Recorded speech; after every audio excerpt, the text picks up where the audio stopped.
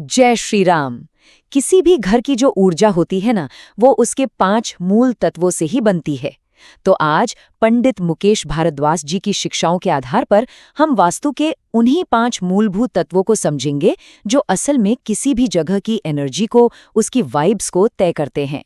क्या कभी ऐसा महसूस होता है कि घर में घुसते ही एक भारीपन लगता है, या ऐसा लगता है कि एनर्जी कहीं रुकी हुई सी है?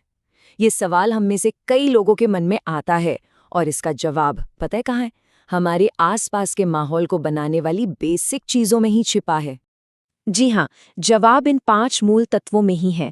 जल, वायु, अग्नि, पृथ्वी और आकाश।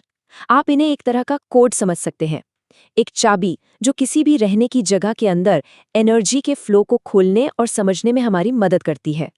तो आगे हम क्या करने वाले हैं? हम इन 5 तत्वों की दुनिया में उतरेंगे। हम देखेंगे कि जल और वायु कैसे फ्लो लेकर आते हैं, अग्नि और पृथ्वी कैसे हमारे जीवन में बदलाव और स्थिरता लाते हैं, और आकाश तत्व वो इन सब को एक साथ कैसे थामे रखता है। और आखिर में हम ये देखेंगे कि इस जानकारी से हम अपने ही घर को एक बिल्कुल नई नज़र से कैसे देख सकते हैं। तो चलिए शुरू करते हैं। सबसे पहले हम उन 2 तत्वों को समझते हैं जो हमारे घर में प्रवाह और गति लाते हैं, यानी कि फ्लो और मूवमेंट। ये है जल और वायु। देखते हैं कि ये हमारे आसपास आखिर छिपे कहाँ हैं। ये है, समझिए, जल तत्व का एक तरह का आइडेंटिटी कार्ड। इसकी दिशाएं हैं उत्तर से जुड़ी हुई, north, north north west, north north east और नॉर्थ ईस्ट। लेकिन सबसे जरूरी बात, इसका असली रूप क्या है?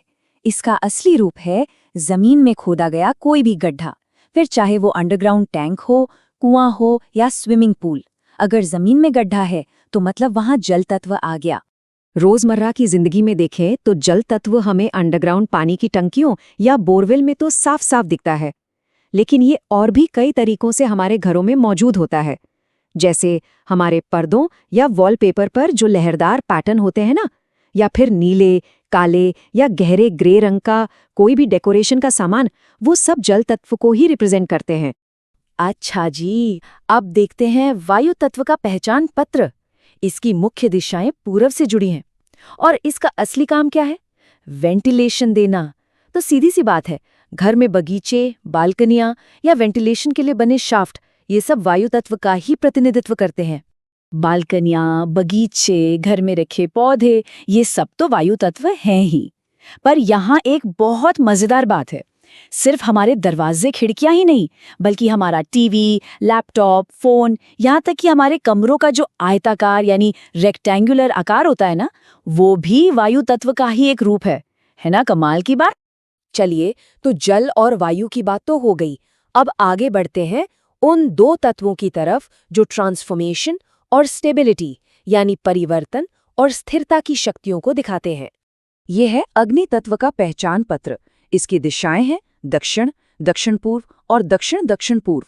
और इसका असली रूप, कोई भी ऐसी वस्तु जो गर्मी या लौ पैदा करती है, चाहे वो किचन का बर्नर हो या फिर कपड़े प्रेस करने वाली आयरन, सब अग्नि तत्व हैं।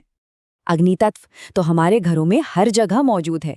किचन का चूल्हा, हीटर, पानी गर्म करने वाला गीजर, टोस्टर, ओवन, ये सभी उपकरण जो असल में एनर्जी को गर्मी में बदलते हैं, अग्नि तत्व के ही प्रतीक हैं। और हाँ, घर में लाल, गुलाबी या नारंगी रंग की कोई भी चीज इसी तत्व को दर्शाती है। अब बात करते हैं पृथ्वी तत्व की, जो है स्थिरता और भंडारण का प्रतीक। इसकी दिशाएं हैं दक्षिण पश्चिम और दक्षिण दक्षिण पश्चिम। इसका मुख्य काम है जमीन के ऊपर स्टोरेज करना। इसका आकार वर्गाकार यानी स्क्वायर होता है और रंग पीला या सुनहरा। अब ये समझना बहुत जरूरी है, क्योंकि यहीं पर अक्सर लोग गलती कर देते हैं। देखिए, जमीन में गड्ढा खोदकर कुछ भी स्टोर करना, जैसे अंडरग्राउंड टैंक, वो जल तत्व बनाता है। वहीं दूसरी तरफ जमीन के ऊपर किसी स्ट्रक्चर में कुछ स्टोर करना, जैसे छत पर रखी पानी की टंकी, वो पृथ्वी तत्व बनाता है। एक गड्ढा है, दूसरा एक ढांचा। ये बहुत ही बारीक लेकिन जरूरी फर्क है। तो पृथ्वी तत्व हमारे घरों में हर उस चीज में है जो स्टोरेज का काम करती है। छत पर रखी पानी की टंकियों से लेकर स्टोर रूम, हमारी अलमारियां, स्टोरेज वाले बेड और किचन में रखे अनाज और मसालों के छोटे छोटे डिब्बे भी स्थिरता और भंडारण को ही दर्शाते हैं। तो अब हम पहुंच गए हैं अपने अंतिम और शायद सबसे सूक्ष्म तत्व पर, आकाश। ये वो तत्व है जो बाकी सभी तत्वों को अपने अंदर जगह देता है, एक कंटेनर की तरह काम करता है। आकाश तत्व की दिशाएं हैं पश्चिम से जुड़ी हुई, और ये दो तरीकों से प्रकट होता है। एक तो वो हिस्सा जो सीधा आसमान के नीचे खुला हो, जैसे आंगन, और दूसरा तरीका है कमरे की ऊंचाई यानी वर्टिकल हाइट। इसका आकार गोल होता है और धातु है लोहा। और इसी ऊंचाई को लेकर पंडित मुकेश भारद्वाज जी एक बहुत ही गहरी बात कहते हैं। वो कहते हैं, आपके घर की छत जितनी ऊंची होगी, आकाश तत्व उतना ही अधिक मौजूद होगा और आपको शांति भी उतनी ही ज्यादा मिलेगी। ये छत की ऊंचाई को सीधे हमारे मन की शांति से जोड़ता है। आकाश तत्व असल में हमारे घर की बुनियाद में ही है।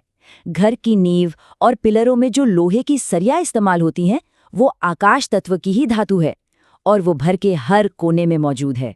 इसके अलावा ऊंची छतें, आंगन और गोल पैटर्न वाली कोई भी सजावट इसी तत्व का प्रतिनिधित्व करती है। तो अब जब हम इन पांचों तत्वों को पहचानना सीख गए हैं, तो इसका असली मतलब क्या है? इसका मतलब ये है कि अब हम अपने घर को एक बिल्कुल नई नज़र से देख सकते हैं, एक नए वास्तु लेंस के साथ। और इसके लिए ये 4 बहुत ही आसान से स्टेप्स हैं। पहला कदम, बस देखिए, अपने कमरे में मौजूद चीज़ों को ध्यान से देखिए। दूसरा, पहचानिए, उनका रंग क्या है, आकार कैसा है, किस धातु से बने हैं। तीसरा, इन्हें जोड़िए। इन सभी चीज़ों को उन 5 तत्वों से जोड़कर देखिए जिनके बारे में हमने अभी बात की है। और आखिरी चौथा कदम, सोचिए, क्या उस जगह पर इन तत्वों का संतुलन सही है? इस तरह से कोई भी अपने घर की ऊर्जा को खुद पढ़ सकता है।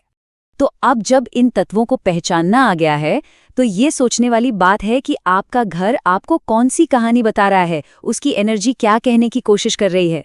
ये सवाल इस पूरी चर्चा का सार है और हमें अपने घर को और गहराई से समझने के लिए प्रेरित करता है।